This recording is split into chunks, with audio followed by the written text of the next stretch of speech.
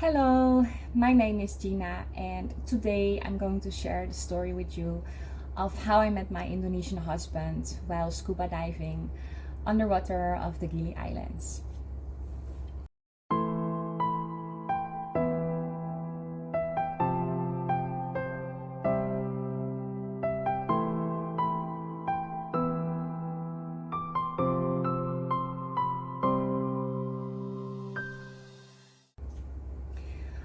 So Stefan and I just celebrated our fourth wedding anniversary day last weekend, and every time when I tell our love story to the people around us, I always get reactions like, "Oh, you need to share this. That's so inspiring!" And "Wow, how can you live in Flores?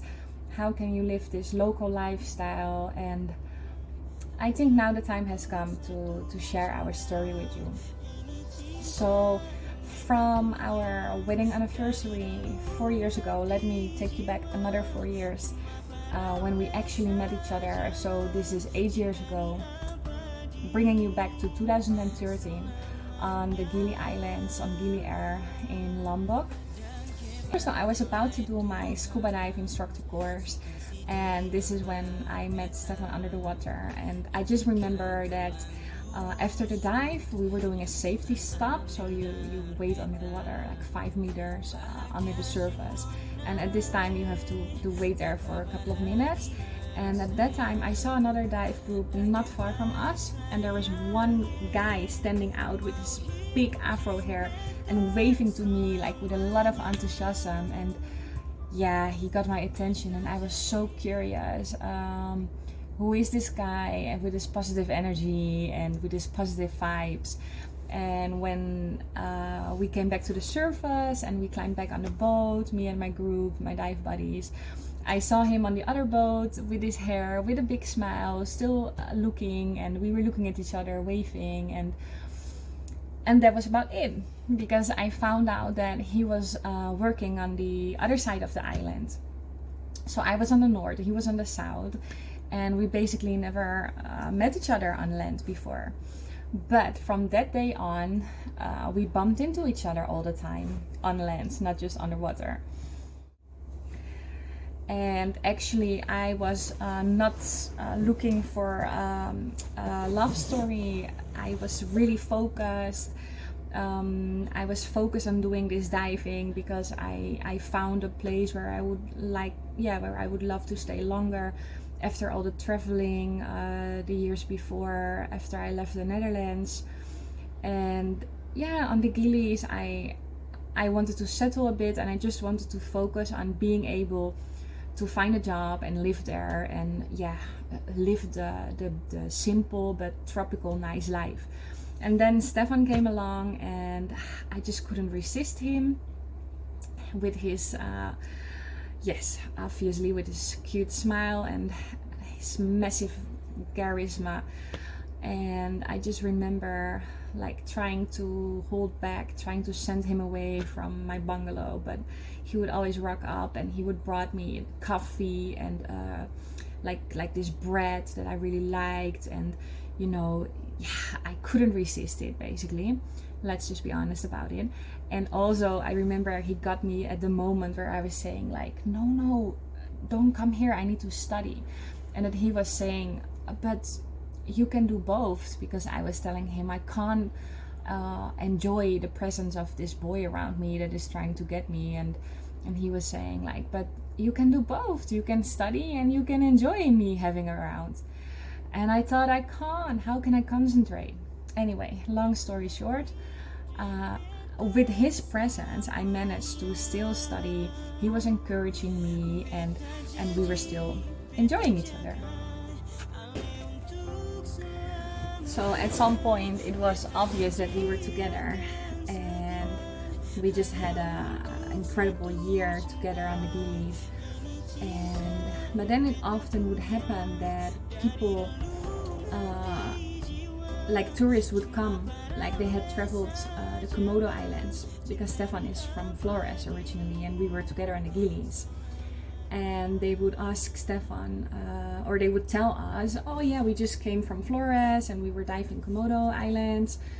And Stefan was like, oh, I am from there, you know, like, how was it? And they were always telling us it was amazing, wow, wow, wow.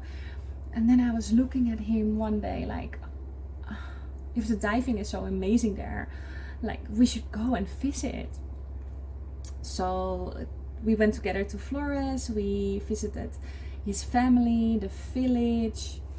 And the things that touched me the most was to find out how the people are taking care of each other here in Flores, how the family takes care of each other, and I was kind of in awe about it, if I can describe it with words. But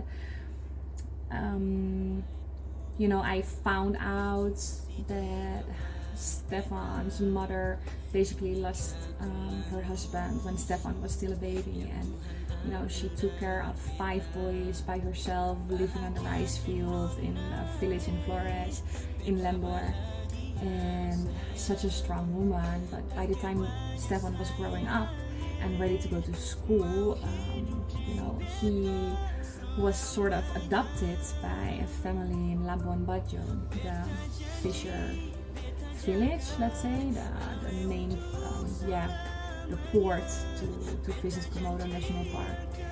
And this family took care of Stefan for a couple of years, helped him to do schooling, took him in the house, and you know, in return he offered his service to them. You know, he helped with the household and that kind of stuff. And I just think it's such a beautiful system where they all take care of each other, and you know, they just took my husband in their household, in their family, as part of their family, in order for him to grow and to grow up. So yeah, because of that, he got chosen to participate in this schooling program where he could go on an internship in Lombok, and that's where he moved to Lombok and eventually to the Giliis, and that's where we met.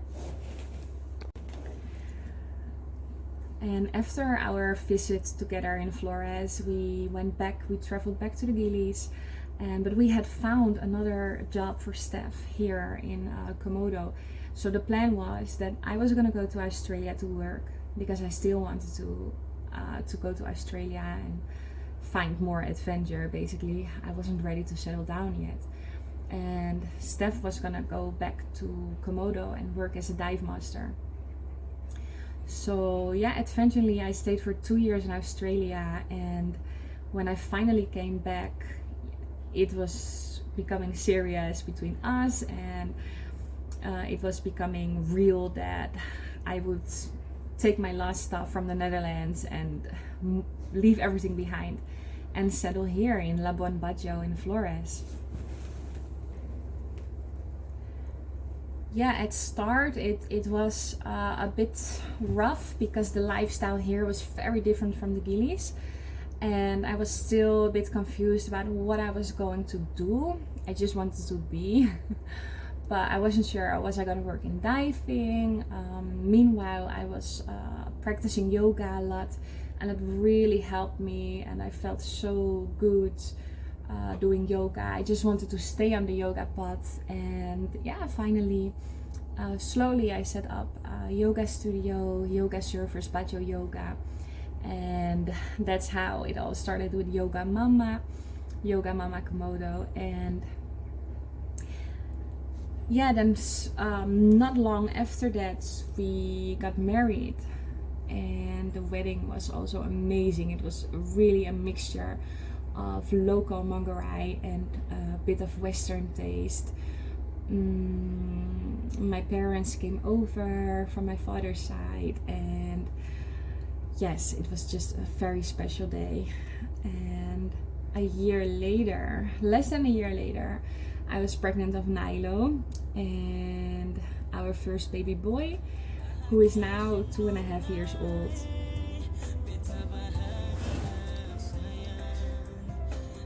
So growing our family here in Flores never has a dull moment. Every day is quite adventurous, and yeah, we try to give Denylo a stable yet adventurous life, and we are really happy to share some of our love story and our life together as a mixed family, mixed marriage together with you. So when you've liked this video, please subscribe and let me know in the comments below what you would like to see more about our life.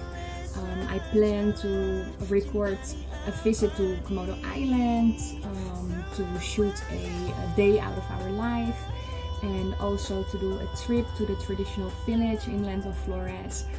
So we're hoping that you're looking forward to that, and anything else, please let me know. Thank you, and bye. Namaste. Kita bahagia sayang, dan kemana sayangi, mau hidup dengan kita selamanya. Beta janji, beta jaga Ale untuk selamanya.